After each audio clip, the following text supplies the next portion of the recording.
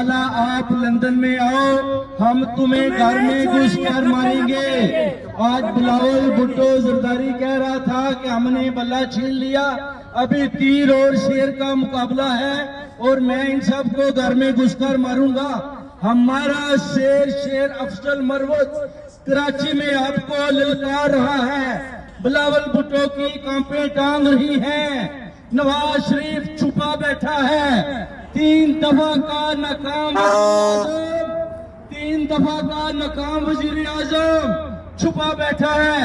बोबे वतन पाकिस्तानियों ने इसको 3 दफा वजीर आजम बनाया और अभी ये चौथी दफा ये नाकाम आदमी फिर डिमांड करता है कि मुझे वजीर आजम बनाए।